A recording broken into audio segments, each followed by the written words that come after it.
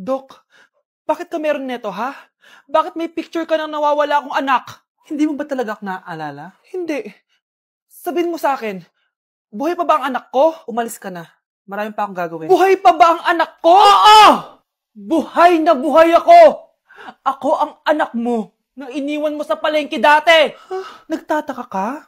Isa na akong trans ngayon. Alam mo, buti na lang, may mabait at mayamang pamilyang kumukup sa akin.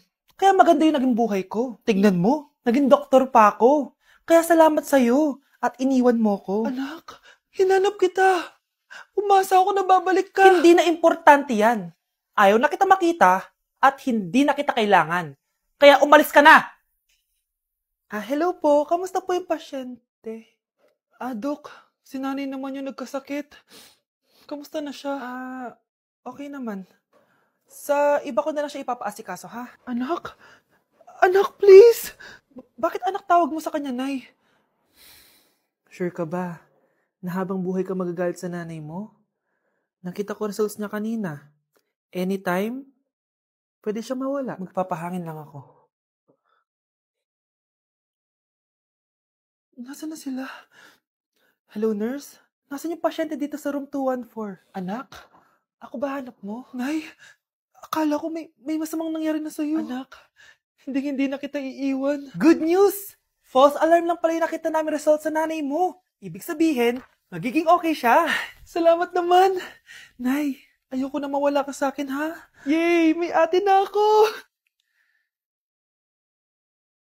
Nay, sorry.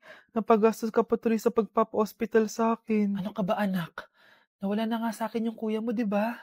Ayoko namang mawala ka din sa akin. Hello po, good morning. Dok, ano po balita? Makakalabas na po ba si Scarlett bukas? Ma'am, may good news po ako. Pwede na po lumabas si Scarlett bukas. Salamat sa Diyos! Hindi na ako magiging pabayang ina. Ayoko na maulit yung nangyari sa kuya mo. Nay, ano pala nangyari kay kuya? Hindi mo pa nakakwento sa akin yun. Ha?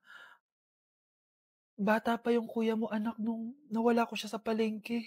Mare, magkano tong sitaw? 50 na lang sa'yo, Mare. Ang mahal naman, Mare. Pwedeng 20 na lang to. Mga laruan ba yun? Ang ganda nun na. O siya, sige na, kumare naman kita eh. Ayun yung gusto ko sa'yo eh. Tara na, anak.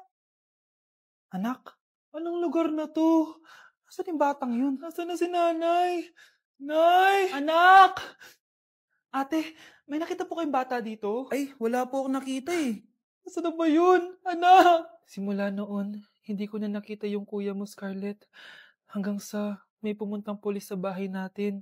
Ang sabi nila, patay na daw siya. Grabe naman yung nangyari kay Kuya Nay. Ang lungkot naman po pala nung nangyari sa kuya ni Scarlett. Sige na po, ma'am. Kailangan ko pa po bisitahin yung mga ibang pasyente. Sige po, Dok. Salamat po. Anak, ang importante, makakauwi ka na bukas. Opo, Nay. Makakapag-thirst trap na ako ulit.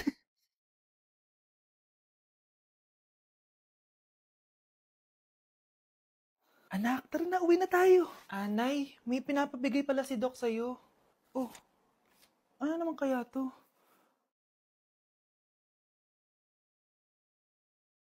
Paano nangyari yun? Nandito na ako, mahal! Mahal, ikaw ba yan? Akala ko ba bukas ka pa uuwi? Siyempre, gusto kita i-surprise, mahal. Ito naman, puro ka surprise. Wait. Si tatay ba yun? Tara ate, silipin natin. Ang dami na nagbago sa bahay natin, mahal.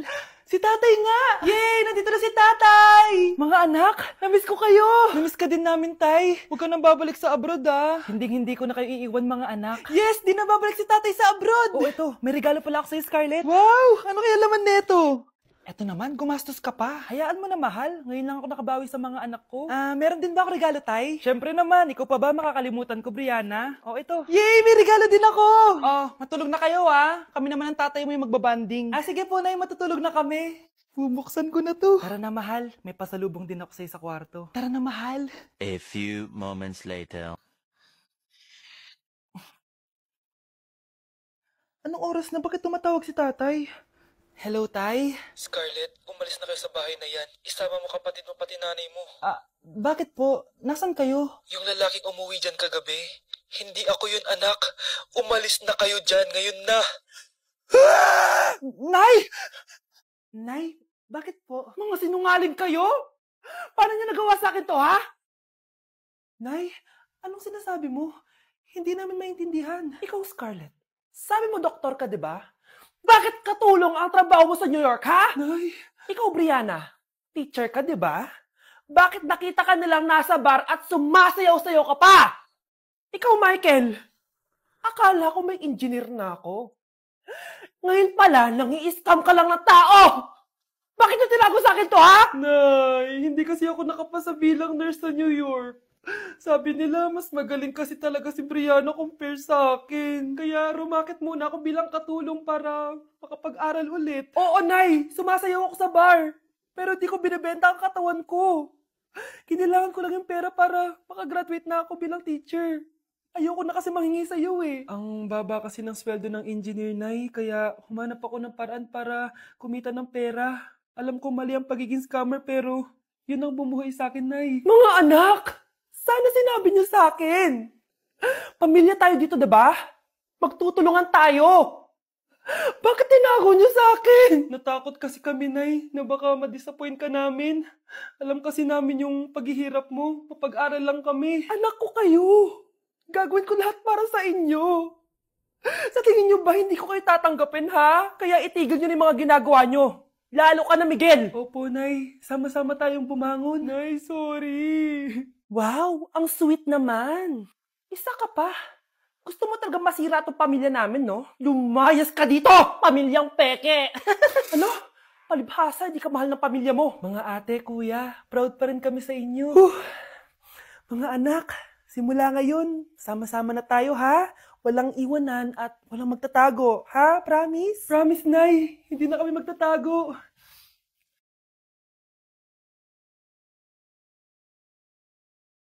Kyle, anak, uuwi yung mga kapatid mo. Talaga, Nay. Tagal kong hinintay ito. Grabe. Akala ko nakalimutan na nila tayo kasi successful na sila eh. Miss ko na sila. Tagal na din nung last na pumunta sila dito. O sige na, anak. Hintayin mo sila sa labas, ha? Maghahanda lang ako nakakainin natin mamaya. Uy, Kyle. Balita ko, uuwi yung mga kapatid mo ah. Opo, tita. Paano niyo po nalaman? Basta. Siguro proud yung nanay mo kasi successful yung mga anak niya, no? Oo naman, tita. Nagbunga lahat ng paghihirap ni nanay sa kanila. Deserve nyo yan.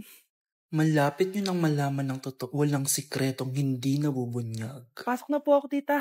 Sige. Hello, Nay! Nandito na yung anak mong doktor all the way from New York! Hi, Nay! Nandito na yung anak mong teacher all the way from Central Elementary School! Hello, Nay! Nandito na yung anak mong engineer! Naiyak naman ako. Nakumpleto din kayo magkakapatid. Sana nakikita to ng tatay niyo. Masaya ako na nandito kayo, ate, kuya. Sana maging successful din ako na kagaya niyo. O siya na, kumain na kayo ha. Galing pa kayo sa malalayo eh. Wow naman, Mare. Bigatin na yung mga anak mo. Saya-saya. Oo naman, Mare. Ilang taon din akong kumayod para mapagtapos lang sila. Pero worth it naman, di ba? Teka, Mare, para mas masaya, may kailangan kang malaman. Oh, eto. Ha? Ano to, Mare?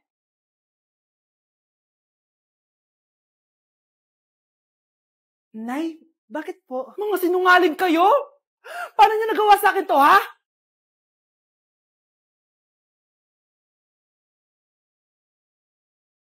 Wow! Gising na siya! Ang pala mo rin dito sa bahay. Nay, wag ngayon please. Alam mo, bilib din ako sa'yo eh. Wala na nga tayong makain, nagpabuntis ka pa. Buti pa yung anak ni Rosa, pag-aaral ay natupag. Nakakawalang gana! Yan, umalis ka! Diyan ka magaling! Kasalanan mo to! Sinira mo yung future ko! Ate, please, tigilan mo yan. Walang kasalanan yung bata. Hindi! Dahil dito, galit sa akin si nanay. Kaya dapat mawala na to! Ate, wag! Ate! Anak, kain ka na oh.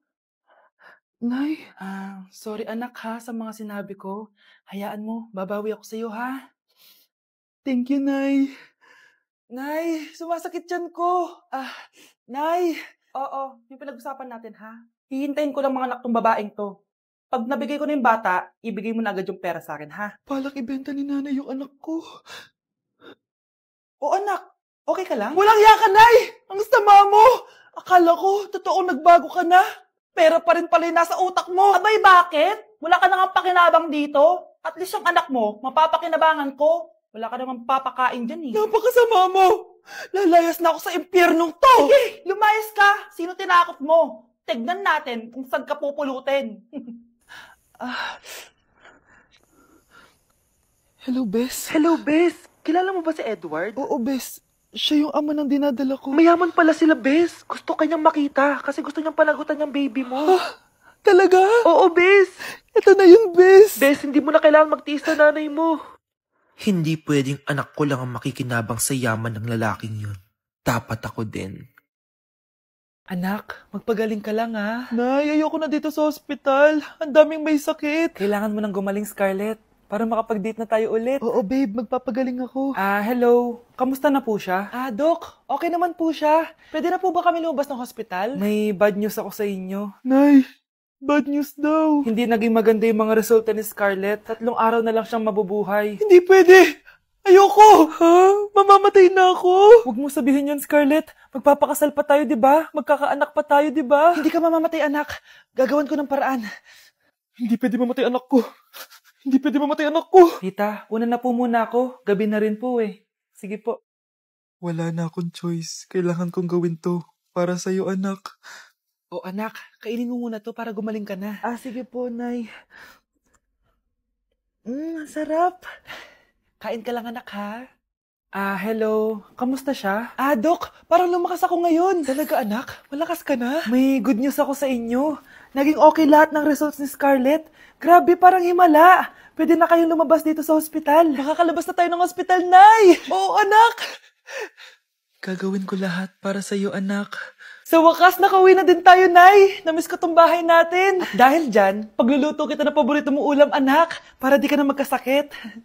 Grabe, ang sarap naman neto, Nay. Parang kakaiba yung karne neto, pero ang sarap. Kain ka lang, ha? Teka, Nay. Dumating po ba yung boyfriend ko?